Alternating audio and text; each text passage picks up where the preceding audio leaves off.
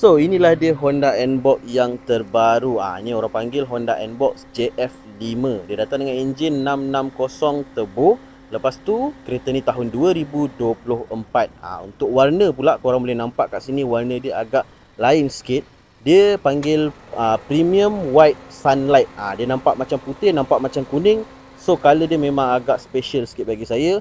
So untuk bahagian depan ni korang boleh nampak beza dekat lampu dia memang nampak sangat-sangat sporty. Lepas tu bahagian bumper dia memang nampak sangat-sangat simple. Dia datang dengan rim 15 inci. Ni orang panggil rim macam coordinate style. Lepas tu kita tengok bahagian belakang dia. Korang tengok bahagian belakang dia. Lampu dia memang dah berbeza pada yang lama. Ada emblem custom dekat sini. Bumper dia ada reflektor kiri dan juga kanan. So kita belanja sikit bahagian dalaman dia. Untuk bahagian dalaman dia korang tengok memang sangat-sangat simple dan berbeza daripada model lama. Korang boleh tengok dekat sini steering dia datang dengan 2 spoke. Lepas tu dia ada pedal shift dekat sini.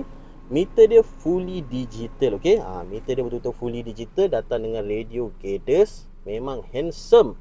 So kereta ni datang dengan electric parking brake.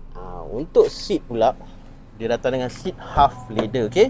Memang sangat-sangat simple dan juga nice. So ini adalah bahagian belakang dia. Dia datang dengan 2 power door.